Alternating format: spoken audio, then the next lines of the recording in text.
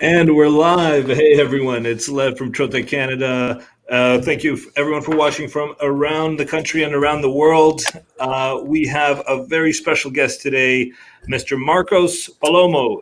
Did I say that Hello. properly? Yeah, that's perfect. Thanks.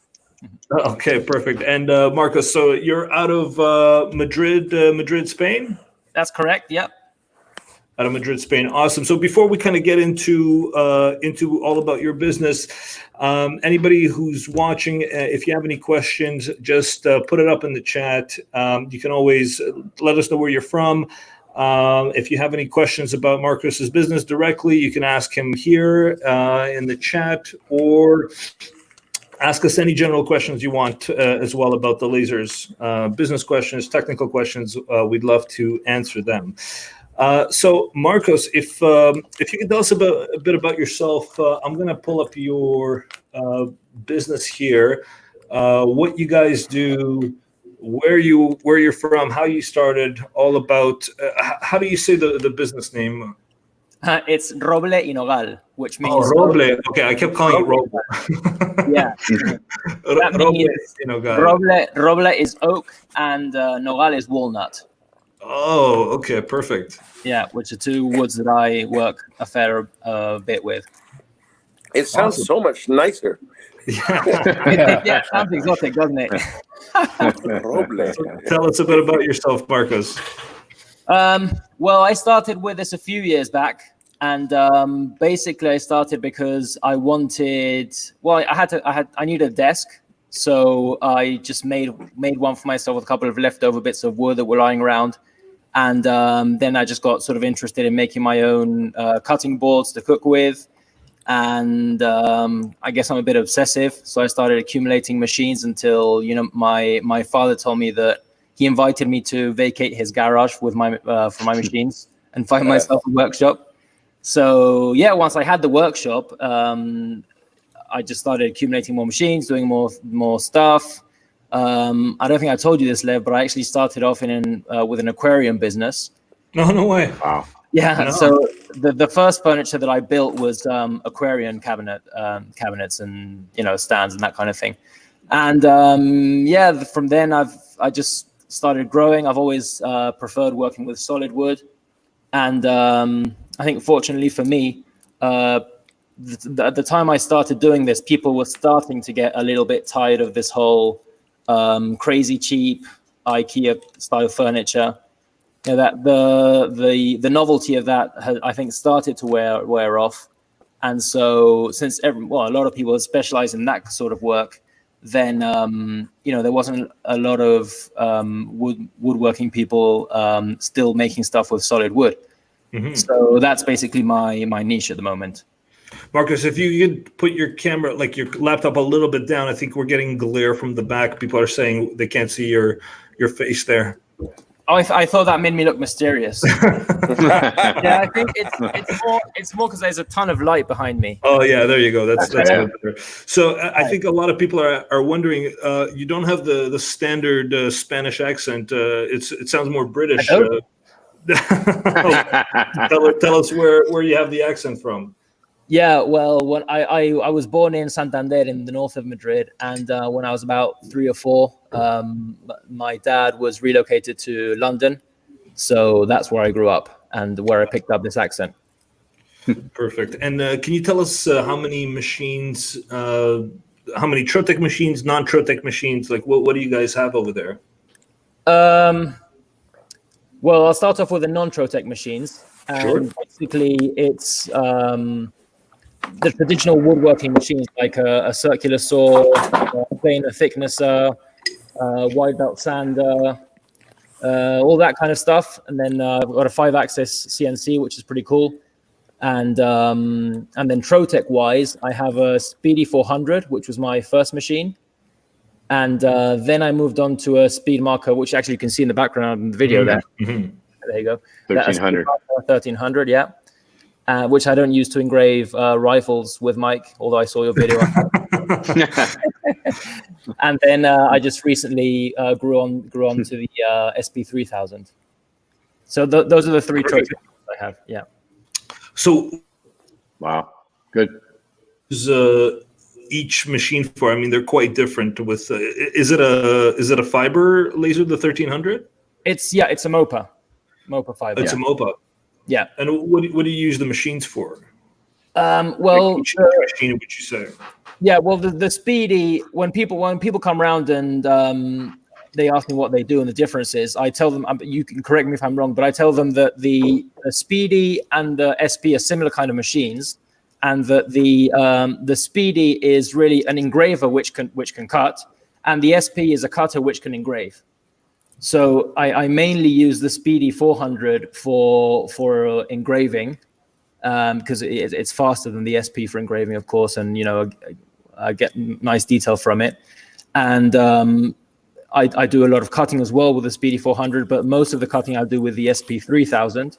And then with the Speed Marker, basically I engrave knives, stainless stuff, some badges, that kind of thing, because as you can see in the video, I'm making a cutting board there. A lot of my customer base are chefs and in the restaurant business. Oh. So obviously when I tell them that I can engrave their knives with their logos in colors, they go, wow. So that's basically the main use I have right now for the Speed Marker. Oh, so you're actually using the MOPA to mark colors on the knives themselves. Yeah. Very cool. That blows people away. People aren't used to seeing an engraving in color. And obviously, the majority of the engraving that I do with the Speed Marker is just annealing, a kind of dark annealing, or blast the hell out of it to really sort of toast the metal and get it dark. But then also do a lot of color engraving, and that's obviously what amazes people most. Can we just? And that's pretty slow, right? How slow? How is it slow for you? Like people will pay you the money for the knife engraving. That kind of thing. Yeah. To be honest, I do charge for that kind of stuff, but I often sort of use that as a sort of to hook customers, And if you do this, I'll engrave your knives for you as well. And they say, oh yeah, then I'll go for it, because obviously you guys are obviously used to this, but I always knew, and now I'm really discovering that people go crazy, and I'm me for starters, with anything that's customized and personalized, and you have your name on it and your logo on it. And, for me, that has definitely been, that definitely is one of the defining factors in getting business. I very often talk to customers, and they may be more or less interested in what I do and keen on purchasing a product. But what really tips them over the edge is when you say, look, I can put your logo on there, I can put your name on there, and then they just, yeah, I want it. That's it. Very interesting. I'm actually obsessed with cutting boards. I love you them. Are? And so I'm in awe. I'm almost not listening. I'm watching the process. I'm also a sort of an amateur woodworker, so I'm really enjoying this video. It's like I can't take my eyes off it. I know. I'm. Who does your videos, Marcos? I just wish that I had all that stuff. Yeah, I know. It's I mean, anyone who does woodworking, when they see my shop, they go, wow. And it's a lot of wood porn kind of thing. Exactly. And Lev, you were saying this video that we're watching now, for example, I filmed that myself just with a camera on a tripod. And the previous one with the cutting board, because if you see this, is just still shots on the tripod. Yeah. Whereas the previous one was on, moving shots with stabilizers and so on. And my girlfriend records those for me. She's really good at recording and editing and all that kind of stuff that I don't usually have time for. Lev's looking for a job, Marcos. That's right. Yeah. He told me he looked for kids. Yeah, I would want to move to Spain for sure. He worked for this small laser company before. You might have heard of him. Yeah. I was curious, how do you find that sort of, I mean, perhaps this is an oversimplification, but like what you do, it seems to me, has sort of a traditional air about it, like working with solid wood and kind of classic woodworking. Mm-hmm. How do you find that sort of what you do as like in your workshop complements having to do these sort of like social media and this sort of advertising for the business? Like, does it feel ever at odds, or is this the sort of thing that somebody who's looking for, like, do you feel like this is where your customers are coming from partially, is like through videos like these? Well, recently I would say that is definitely the case. Up until very recently, Lev can tell you, I'm kind of reluctant to show too much of what I do and how I do it and reveal all these details. But at the end of the day, I think that, for example, the video we saw before with the cutting board, that there's nothing new under the sun. That there are dozens of videos of people doing that. And so there's no real secrets there. It's just, I think, when people see these videos that I made, then they realize that I'm not just some guy in his basement making, cutting board a month, but that, they see the machinery there is, the potential there is, for making things on a larger scale. And that definitely helps business. And in the case of cutting boards, most definitely. I mean, I've basically until, I don't know, well, really until before this COVID nonsense, I was pretty much ignoring my social media because I didn't really have time for it. I had plenty to do without it. But, with the lockdowns, I had plenty of time to take care of that stuff. So I started trying to boost the business on social networks. And, it's definitely, it's worked. You can see that there's this whole host of, like in everything, there are these sort of subcultures of interests and people who are into different things, and they all know each other. So there's this on Instagram, there's this collective of people who cook at home, people who review restaurants, and they all know each other.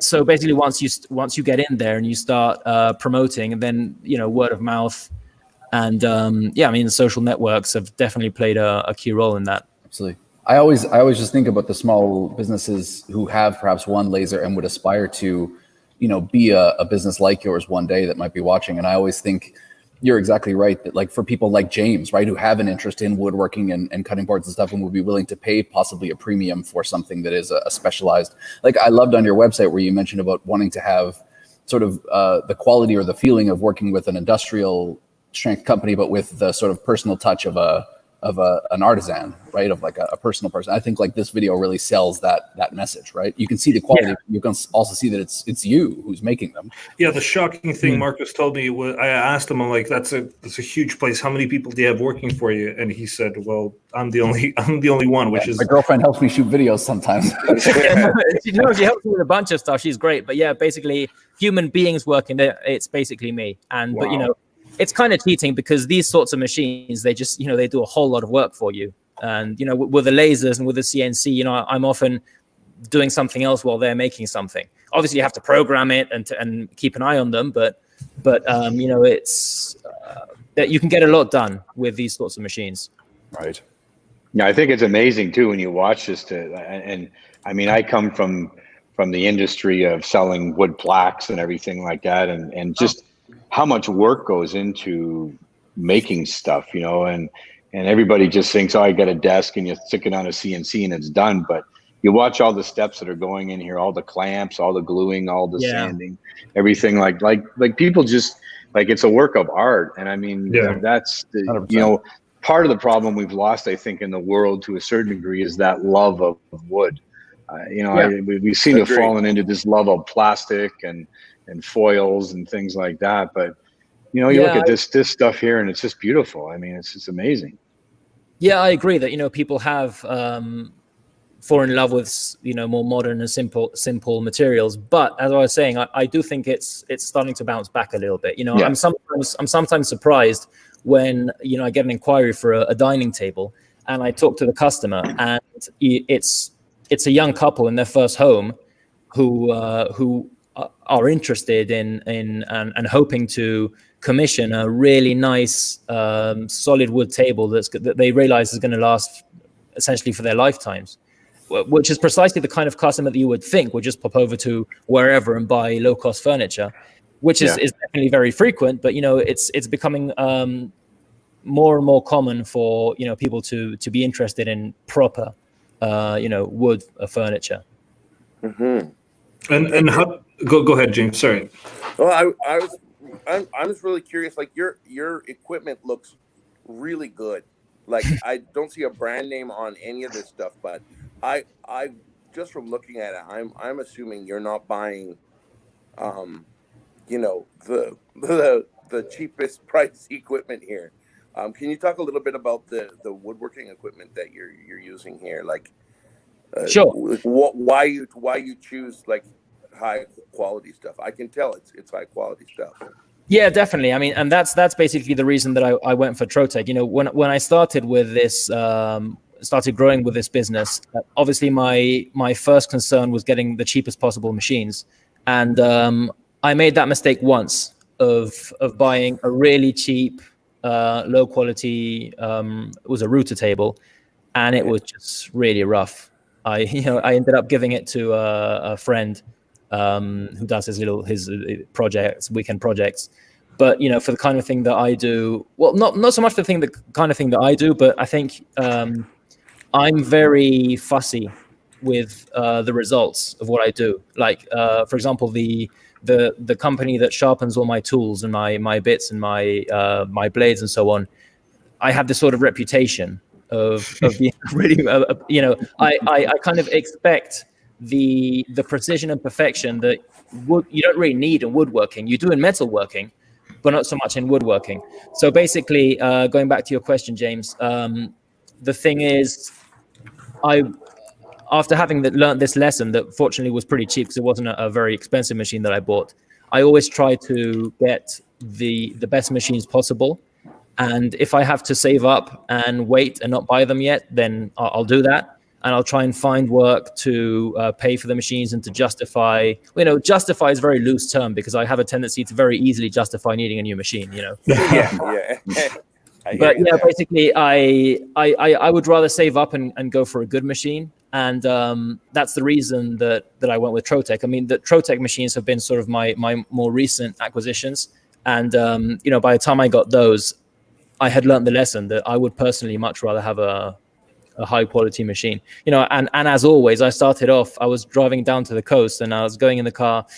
I could get a laser. I mean, it would be a good thing. I think, I've been looking into these Chinese machines. I think, I don't know, but maybe for about 5,000, I can get something straightforward. And then I ended up buying the Speedy 400. So, that's, which, if my girlfriend who was listening to me was saying, yeah, fine, you're going to buy the Austrian one, aren't you? So that's true. And with woodworking machines, basically for the classic machines, James, I have Felder, which is an Austrian brand. I saw that. Yeah, it's nice. Felder's nice machine.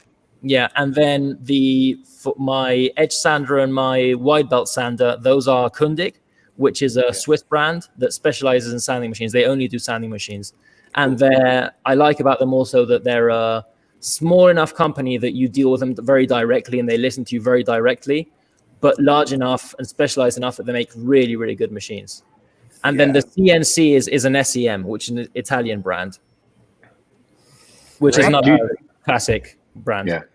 Marcos, and I saw you sealing, you laser engraved and then sealed after. Do you do laser engraving and then stain, or are you just working just with sealer typically? I don't stain, Mike. I try to avoid staining because it introduces you to a whole host of problems and issues, and people will say dark honey color. What is dark? And then you show it to them. Oh, I thought it was going to be lighter than this, and then stain rubs off. And it's something that when I've been to North America, it's a lot more frequent. I think it's because you guys have such a vast amount of good wood that you sort of take it for granted and stain it. And that's cool, but in Spain, these really nice Canadian maple or American oak is not as common. So I generally try to avoid staining, and I use clear finishes, whether it's oil or varnish, usually clear. I guess when we used to manufacture the plaques, sometimes we laser etch and then we'd use the stain just to make that background darker. We'd stain and then we'd sand off the top, and then just have that black, color inside the laser engraving, right? So that's sometimes where we use the stain. So I do that sort of thing, or the opposite as well, with paint or lacquer. For example, now I have to do a sign for a shop that's opening, and I have to laser engrave, sort of a deep engrave with a Speedy 400, and then I'll paint that white. and sand off the paint so that the actual sign is sort of in 3D but in white. Yeah. Nice. Yeah, I'm actually seeing some acrylic here. What percentage would you say would you do wood versus other non-wood products and combine them with wood, like these ones, for example? I'm not sure in terms of percentage. The vast majority is solid wood, but I always try to, where possible, steer customers to to unique things that if I'm not doing it for them, it's going to be tough for them to find someone to do it. For example, these things that you're showing now, Lev, those are combination of UV printing, CNC, and laser. So that's the sort of thing that if a customer likes that, if I'm not doing it for them, then they're going to have a hard time finding someone else to do it for them, because it's uncommon to find someone who has laser and woodworking and CNC and UV printing. So that's the kind of thing that I try to do. That makes me, actually, that leads me to a question I want to ask you. Is you were sort of talking about the different machines you had and how easy it was to justify a machine, but at the same time how they can be sort of complementary.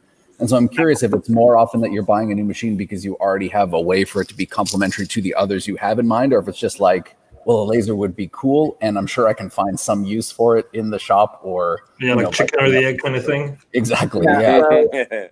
I try to have a use for the machine before I buy it, but sometimes it's a very sort of hard to defend reason. I have to print one single thing, so that justifies buying a UV printer that can print everything. Yeah. But definitely in the case of the lasers with the Speedy, which was the first one that I got, I knew that was going to be very useful, and I was going to use it just about on a daily basis, because I already had the experience of customers ordering things and asking for some sort of customization or engraving that I couldn't do with a CNC, because with a CNC, if someone, for example, the Trotec logo, if you have to CNC that on a huge piece of wood, that's fine. But if it's a smaller piece of wood, like a cutting board, or if it's a more detailed logo, you can't really do that with a CNC. Sometimes people think that you can have either CNC or laser, and that they substitute each other, but they don't. They definitely complement each other. Each machine has its strengths. So with the laser, I knew I was going to have to use it, because I already had to outsource laser engraving on some of my pieces that customers ordered for me. Right. And how did you? How did you even hear about lasers in the first place? Like, can you remember? If most of the stuff you had is woodworking technology, where did you hear about lasers? Well, I'm not too sure where I heard about lasers in the first time, because it's something that I think that I've always been aware of, though obviously I heard of it at some point. And it was quite a few years ago, because customers, they said, can you engrave this or our logo or the customer's logo on these pieces, serving platters? And obviously I'd seen that was possible, but I knew it wasn't CNC. And I guess I came to the realization that it was laser, and started working with a couple of places in Madrid who had lasers. And another big reason for buying I know, look at that guy. We didn't even need the forklift. We basically that's a 3000 coming in. Yeah. Wow. Lost my train of thought there. Don't know what I was saying. That's right. Where you heard from lasers, I was asking. Yeah. Where you heard about lasers, sorry. Yeah. So anyway, I had been outsourcing that, and another thing that frustrates me a lot is having to outsource things and losing that control of the process. And because one of the reasons is that, as I was saying, I'm kind of fussy about the finish and how I want things to be. And when you're outsourcing things, people are obviously not going to be as concerned with that as you are. So I soon grow frustrated when I tell someone to engrave something. And obviously I didn't know about lasers, so now I know why, obviously. But before I just saw this engraving's no good. And now I know that it's because they did it at 150 DPI and it took 10 seconds to engrave, whereas I don't mind taking 2 minutes to engrave at 600 DPI, and so that it looks more detailed and crisp. So the frustration with that kind of thing has also been a reason for looking at new machines. And in a shameless self promotion, why did you specifically choose Trotec? Well, there's a very specific reason actually, and as I was saying, the whole idea of actually just going ahead and looking into lasers was something that I thought of on a Friday, driving down to the coast for a weekend. And then, so I spent the weekend basically just going online, looking for machines and seeing what brands there were. And it was very clear from the get-go that Trotec was one of the biggest, if not the biggest or most important, most versatile company for lasers in general. And also, I have to say, largely thanks to you guys and your videos, because I went on YouTube and looked for Trotec, and I saw you guys. Oh yeah, definitely. I didn't know that. That's cool. Yeah, so I sent an info request to Trotec in Spain, and on the Monday when I was driving back from the coast, which is about a 4-hour drive, the sales guy Albert, who's the best salesperson I've ever dealt with all my machines, he basically, if it was 4 hours drive, he must have spent 2 hours on the phone with me, answering all my questions and asking what kind of samples I might want done and blah blah blah. And I told him, I don't know, I'm looking at Chinese machines, I'm thinking of spending 5,000-6,000 euros maybe. And he very expertly said, oh yeah, you could do that, or you could get a better one. And basically he was the reason. I was between Trotec and another brand, and I had no idea about lasers back then. Now I know I made the right decision, but back then I had no idea. And basically the reason I went for Trotec is because the service that I was getting from Trotec Spain, they were calling me, taking care of me, doing samples and demos.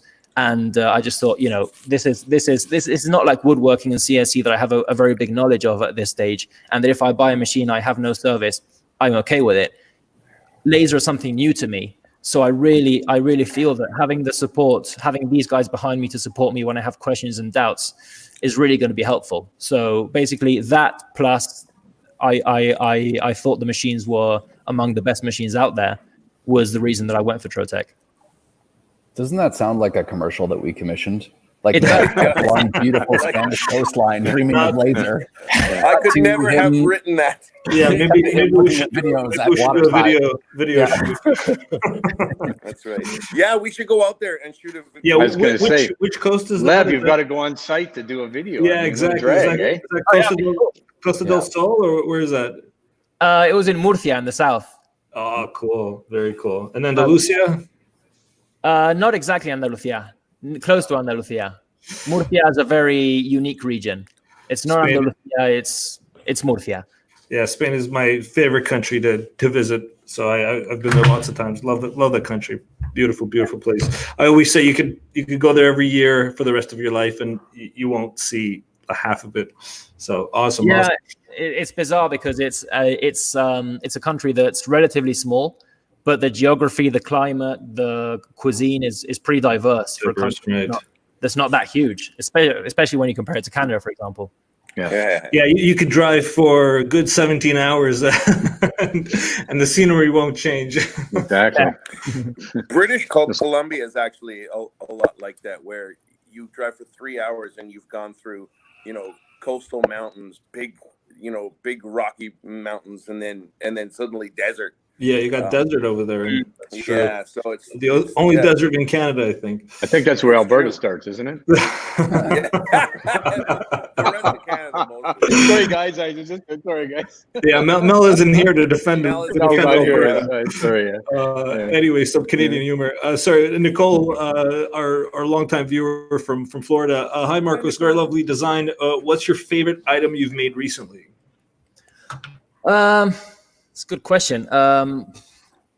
My favorite item, in terms a tougher of one than it sounds, I feel like probably. Yeah, I mean, whenever someone asks me for anything favorite, it's tricky. I could maybe pick a top three, but a favorite, I don't know. Basically, I like anything that really features a nice customer's logo.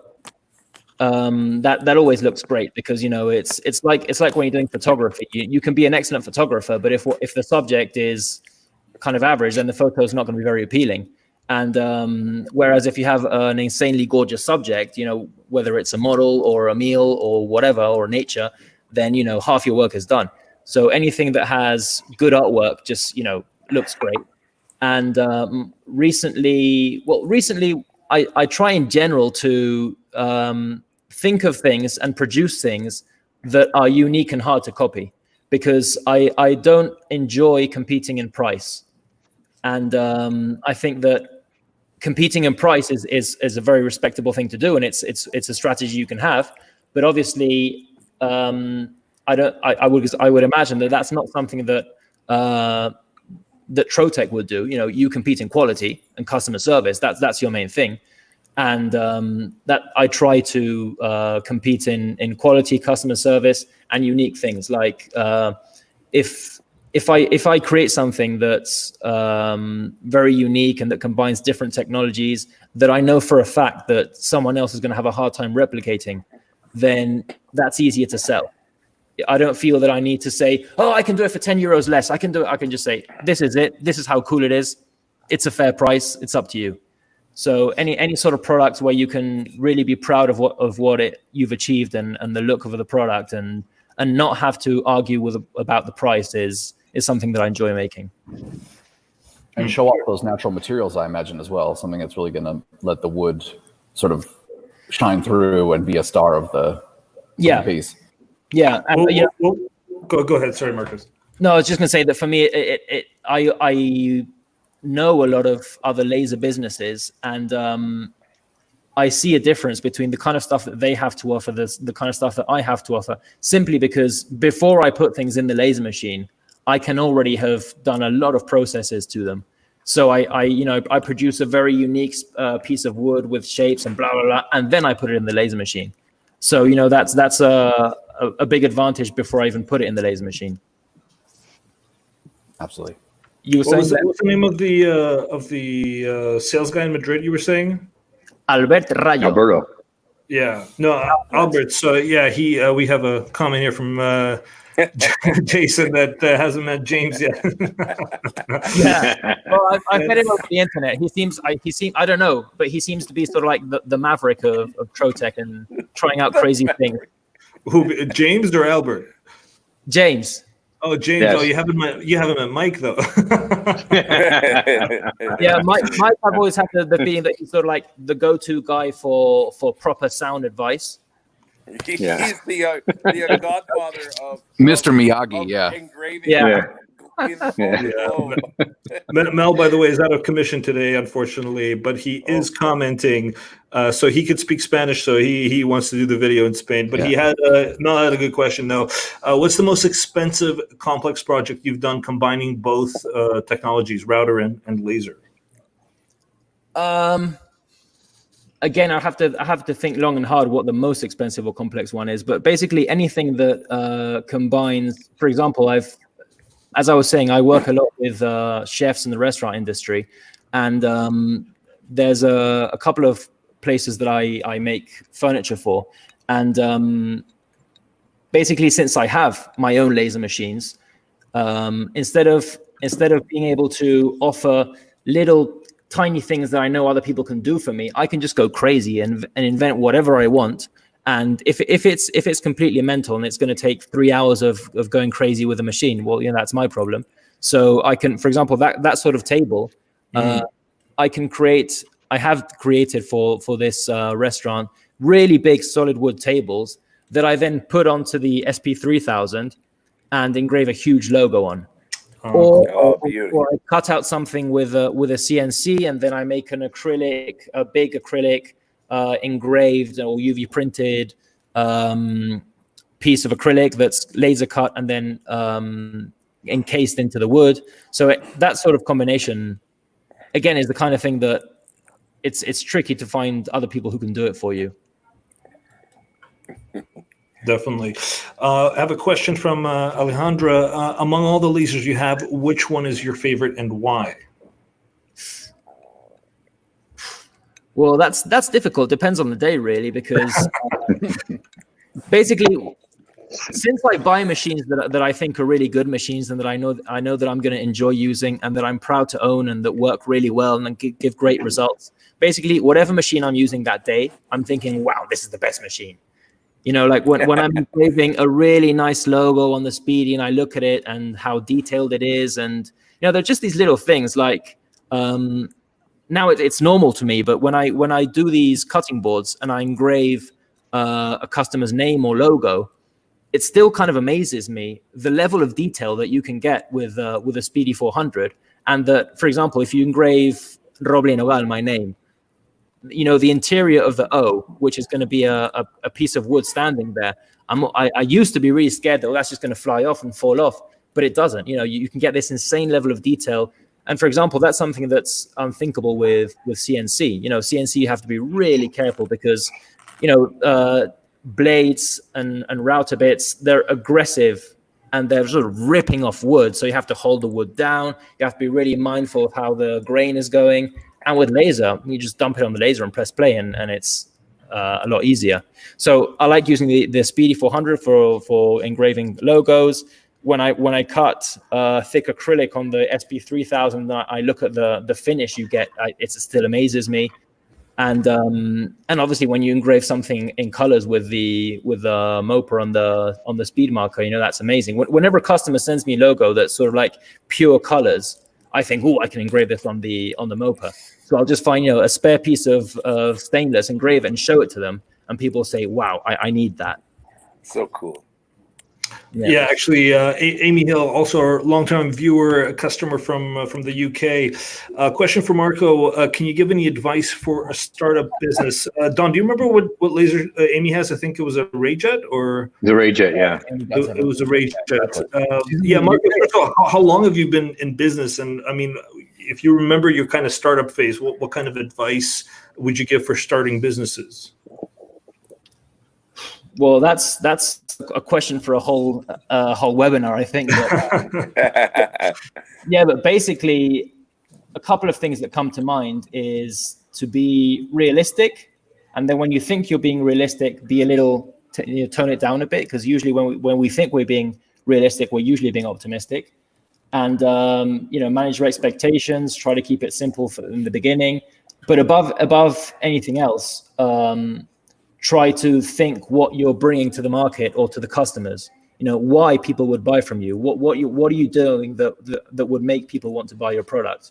Because as I was saying, there's plenty of strategies you can use. You know, you can start a business by creating something new that nobody else creates, and you know, that's your unique sales proposition. That's why people will buy from you. Or you can create something that already exists, but there's a huge demand for, and you're just going to make it cheaper. Or you realize that people are frustrated with long lead times because they order things from China. But if you do it on your Rayjet, you can produce things in 24 hours. So that gives you the edge. Or as is my case, for example, I just try to find really unique things that that justify a sort of a higher price, and look for customers that they're in that price range. And then I think another thing that's very important is to be realistic about your customers. Like, for example, ages ago, I learned that it was pointless to try to convince a customer who's saying, look, why would I buy your table when I can buy this one IKEA for 20 euros? Mm.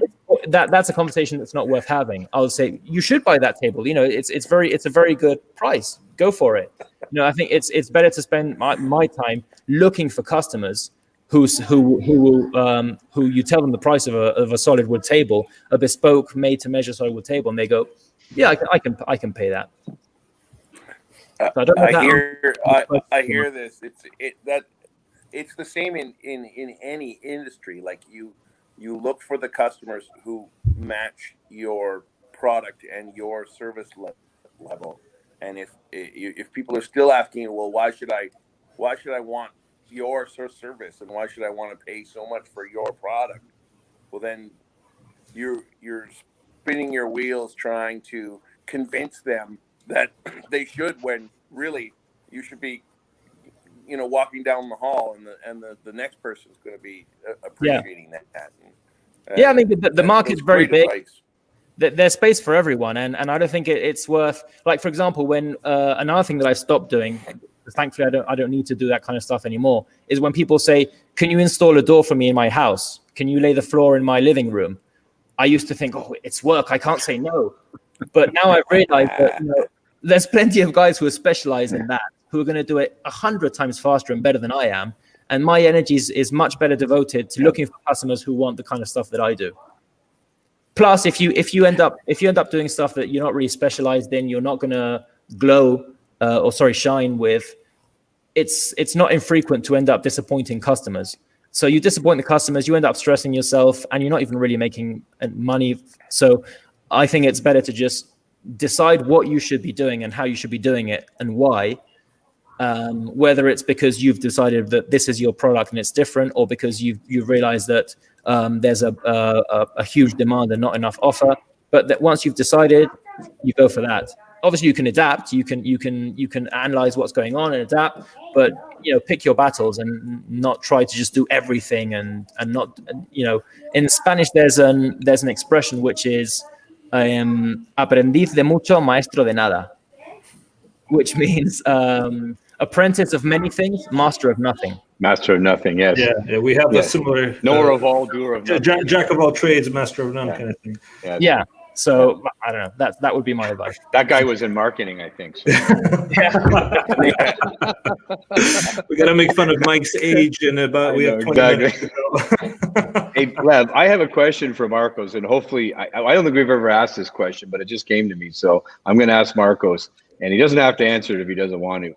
But it is a question that we get asked a lot, and I know Marcos has a lot of equipment.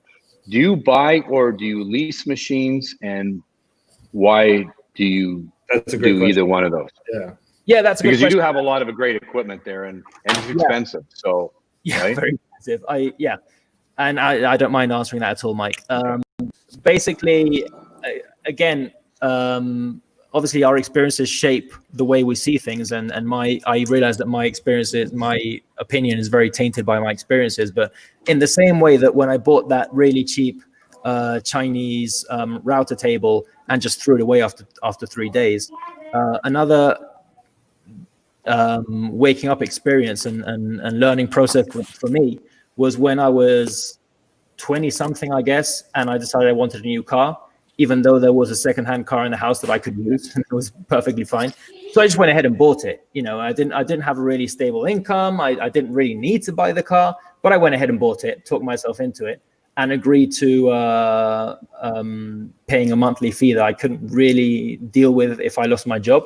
So things went south. I lost my job. And sure enough, the car became a problem. And due to that, I'm not saying it's wrong to lease machines, but due to that, I would much rather save up and just buy the machines, and if it takes me longer, then I'll do that, than signing up to something that I'm not sure I'm going to be able to pay for. Except, of course, with, I should say this in all honesty, with the SB3000, Trotec made me an offer I couldn't refuse, and since I feel kind of part of the Trotec family in Spain. And they know my business. They're confident that I'm doing okay, and I was going to be able to pay the machine. So they made me a good offer, and they said, "Look, you could wait a year to save up for the machine, or you could just get it now and start using it, start making money that'll help you pay for the machine." And that was the one exception in my recent acquisitions. Other than that, I try to drum up business, save up, and buy the machines in a way that I don't, wake up on the first of every month and think, okay, I need 9,000 euros just to pay for, the machines. I like the idea, having learned that lesson with the car I bought, I like the idea of waking up the first of each month and having a manageable level of income that's needed just to pay for debts. Thank you. And so just to get one thing straight, so you do all the sales for your business, the marketing, like trying to go after clients. I mean, you do all that in addition to all the actual production work that you do. Is that right? Yeah, that's right. That's why my hair's going gray. I was going to ask, when do you sleep then?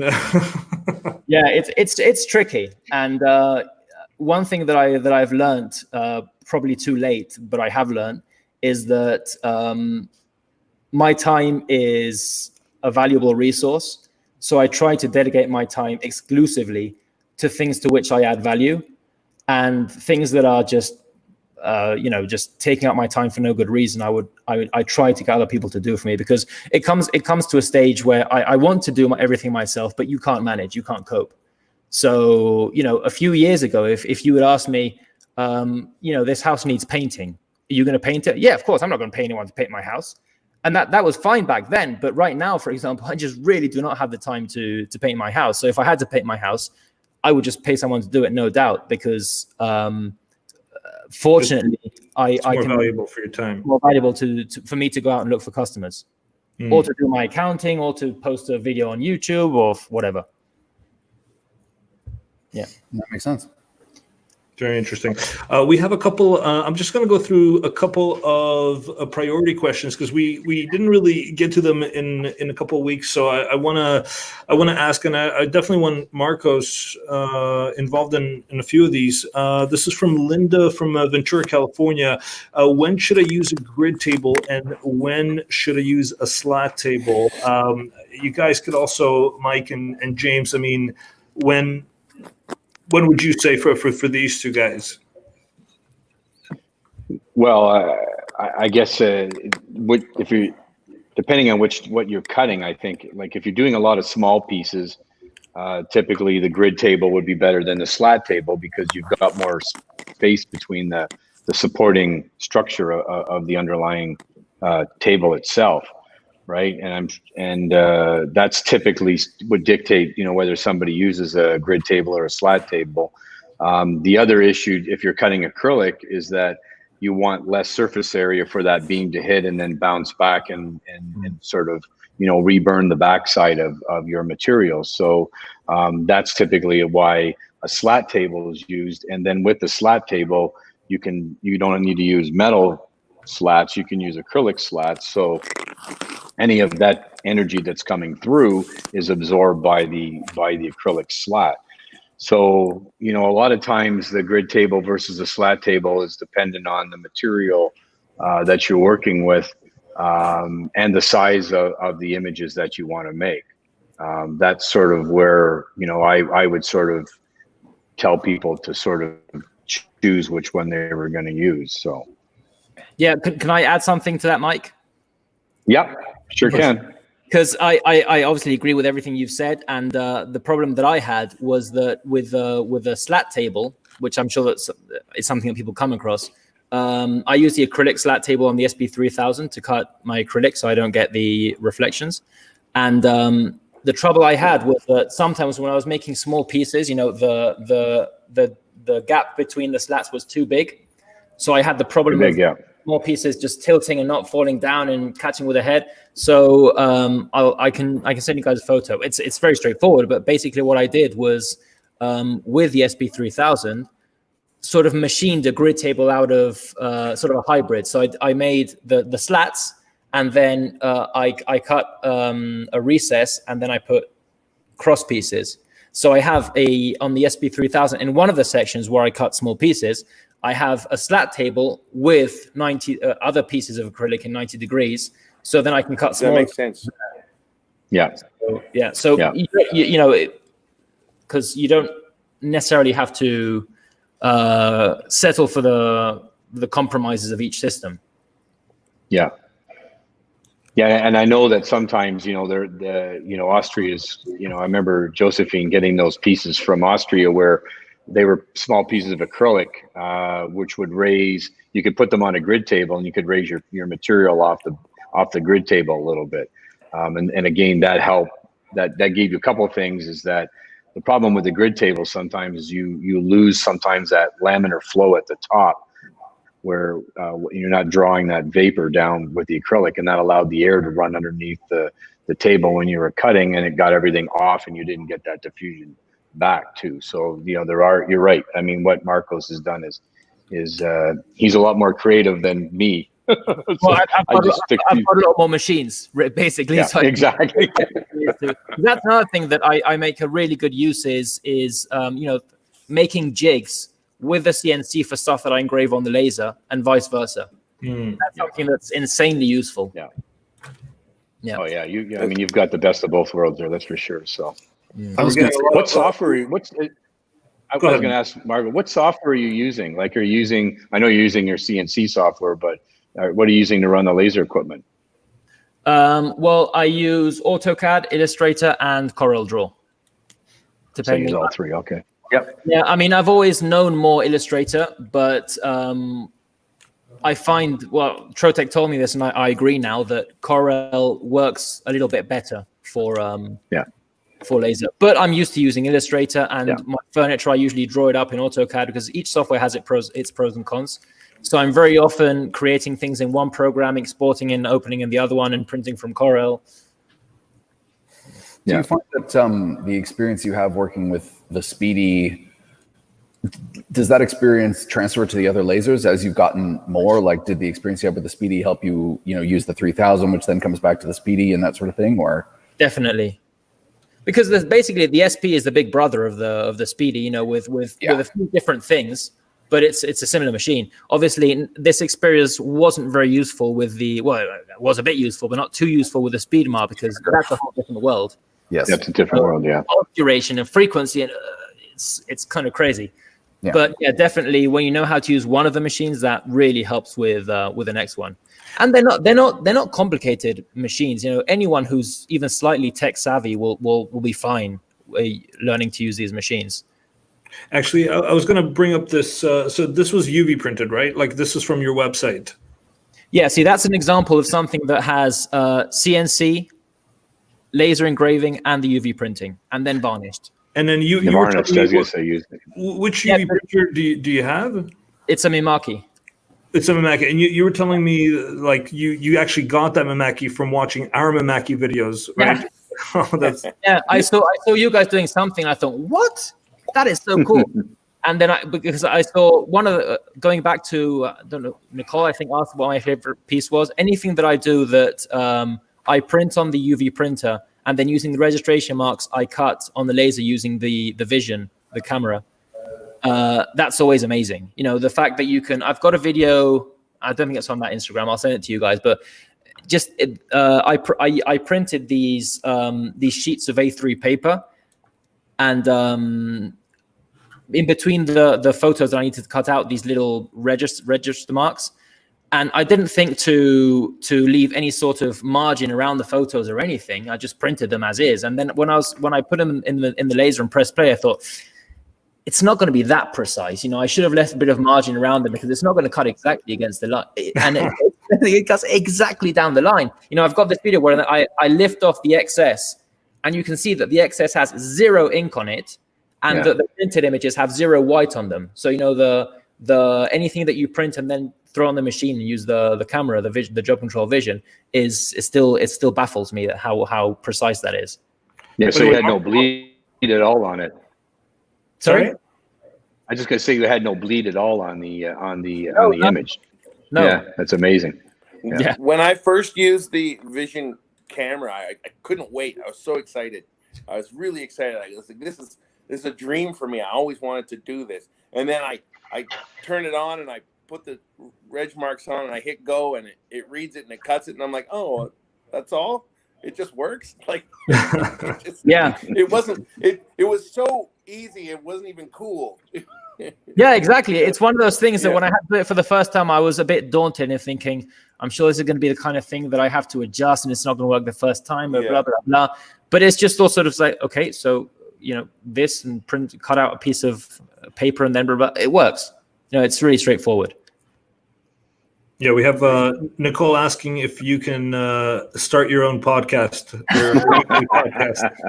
I would really enjoy that. I wish I had time for it. Just a woodworking podcast, just talk about wood burning and all that stuff. Yeah, that'd be fun. Yeah. I got a couple of more questions from the priority queue. Danielle from Niagara Falls. I heard on Facebook that there's a new version of Job Control that has been released to beta testers. What's new and exciting about it? So it's not actually going to be Job Control. It's going to be called something else. I'm not sure if I can disclose any of what's this called in the meantime, but it will be It will be a web-based software like Job Control. So it will be available, obviously, to all Mac users. I don't know, Mike, James, can you guys kind of mention what's going to be the cool new things? Because I know a lot of the people were always asking, oh, when can we get a driver for Mac? When can we get a driver for Mac? Because a lot of designers are obviously use Mac. So what can you guys mention about the new software that's just relatively, I mean, you've tested it, you've seen it. Marcos, have you actually played around with it? I'm not sure I have. I've got a recent version of Job Control, but it is a Job Control, and it has a few improvements in it. But I'm not sure. It's not web-based, so it can't be the one that you're discussing. No. There wasn't. I think. Go ahead, Mike. Sorry. No, this software basically allows you to run out of a browser, basically, and you can do all your designing, and then through that browser, then you can basically output right to the laser system. So as long as you have a browser on your device, whether it be Mac or Windows, or I guess Linux for all intents and purposes, you should be able to output directly right to the laser machine. And you can have Job Control on the same machine. So again, there should be some good abilities where you can be in another computer, I would think. And you should be able to send a job right directly to the laser machine from another computer, and then that will basically, and the one, it's interesting because I go back, and I'm gonna deteriorate myself here, being an old guy, but it's funny because I'm looking at the software and I'm so used to files, and subfolders and subfolders and subfolders and subfolders, and this program will be running on tags, and it's amazing now, how I'm seeing myself move towards tags for when I'm saving stuff now, and that's kind of cool too. So it's really cool software. I've used it, and once it comes out, it'll be a big deal for a lot of people out there, for versatility and things like that. So. Yeah, we're hoping to have it out by the end of the year. There's no firm date set, but just keep your eyes out for that one, guys. A few more. We have time for a couple more questions. Do you have a minimum charge to do any engraving, no matter how simple? Brian for Coquitlam. Marcos, this is a good question for you. Do you have any minimum charge? How does that work? I mean, the products are very intricate, but I guess for the smaller, like the kitchen stuff. Yeah, definitely. Basically, what I do is I price my stuff with the materials involved, my time involved sitting on the computer, and my time using the machines. So I price, obviously, my time sitting on the computer is cheaper than my time operating the laser, but I tend to tell people that I charge at least half an hour of work, or an hour of work. And in my case, what that does is sort of filter out the people that just want to make a single keyring, because that's not really my kind of business. So I filter them out sort of that way. And in some cases, the intent is to filter them out, and then they surprise you and say, okay, well, then make 20 for me. So yeah, I personally, I don't think that's the right thing to do, but I personally, I won't, make someone a tiny little thing and say, that's 5 minutes, so that's €2. No, I'll either charge them a minimum or try to steer them towards a bigger order. But my kind of business is not the kind of business where you can just do constantly small things and that'll add up to a decent amount of money. I make bigger things, so making small things is a hassle. I know other businesses who make their living making small things. So that instead of making 3 small things a month, they'll make 20 a day. So then maybe that adds up. If you're in a place where people just stop by and you grave a pen for them, and then there's next person, another person, with that kind of business, maybe I wouldn't charge a minimum. But in my kind of business where I make big things, I do either charge a minimum or say, you should make more of these. Yeah, funny. It's kind of scary. I just realized. No, I was just going to say, what's kind of scary, just came into my head here is that we all charge less for human time than we do for machine time. Yeah, Isn't that amazing? Like I'm just sitting here realizing it now. For Marcos just said that he just said it, and all of a sudden it just kind of hit me and go, why are we doing that? I mean, we're all afraid of being taken over by machines, and we're doing the job for them. I mean, shoot, I guess we're okay while we still have to program them. Once they don't need us, I guess, yeah. I guess. Yeah. I mean, and then if you think about it, the machine costs are way less than your labor costs. Every single time. Yeah. Like every single time. Yet we charge less for when we're just a person. Exactly. Yeah, it's amazing, Funny, yeah. It's funny. Marcus, you're saying about the large products. Actually, one of our customers is they used to be number one on Etsy. I don't know how they are now. And they make these little tiny pins and pin backs and all that kind of stuff. And they make tons and tons of that stuff. Yeah. But obviously they wouldn't charge like a minimum. They just mass produce and resell them. So it's a different business model. Yeah, that's a kind of business where if you just make tiny little things and charge whatever and make hundreds of them. Yeah. I want to go ahead. Sorry. I have to go, Lev. I have to go. So thanks, Mike. Thanks for being part of it. We're almost done. Thanks, Marcos. Thanks meeting you. Yeah. Thanks. We'll just be a couple more minutes, Marcos, and we'll promise we'll let you go. I just wanted to follow up on that sort of pricing discussion, because pricing comes up so often when we do these live streams. It's a tough question to ask, and certainly, again, you don't have to feel pressure to answer it in any detail. But because you do so much work, I assume that sort of has a bespoke element, or that is unique to each customer. Are you forced to sort of reevaluate the pricing each time, or are you able as a business to sort of say, well, I did a cutting board of just about this complexity for someone last month, so I can sort of base the time I think it will take off of that? I mean, I imagine pricing is much more difficult when each piece is bespoke and unique to the customer to some degree. Yes, I mean, with the example of cutting boards, they're not all the same, but there are a few models, so there it's more straightforward. But if it's a table, then I have to price every single table specifically. And for example, when I make cutting boards, when customers ask me for pricing, I charge them a specific amount for customization.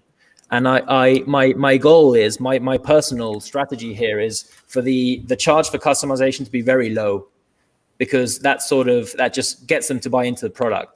I don't want to charge a low price for the product and then charge them 50 euros to engrave their name on it. I would much rather give them price for their product that they may think is a little bit pricey, but then they think customization is only 5-10 euros. Then yeah, sure, I'll go for it, because the people see the cutting boards, they see the nice cutting boards, but I often get the feeling that they've really decided to buy them and go for them because of the romantic idea of engraving their name or their partner's name or their logo of a friend or a message for a wedding or something.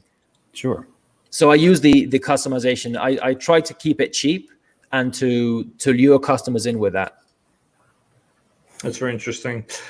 I think we're going to end it there. We're just at the top of the hour. Just to quickly answer Vivian's question about the new Trotec software, we're not 100% sure yet, and it might be different in each country. I know, Vivian, you're from Holland, so might want to check with the guys in Holland for that. But keep an eye out. We're going to have more info in the next coming months, so watch out for that. And I really want to thank you, Marcos. I think this was an awesome session. I definitely want to have you back sometime in the not so distant future. I think the advice and really the work is amazing. Check out the site. It's roblenogal.com. Very good. I butchered it. Can you say it properly? I butchered it. No, you said it very well. Roblenogal.com. Roble Nogal. People tend to start with the R, because if you say it properly, it's a very R sound. Roble Nogal. Check him out. Check him out on Instagram. Tell him how great his stuff is. And we'll see you guys next week. And thanks again. Yeah, okay. Thanks, guys. Nice to meet you all. Bye, everybody. Cheers.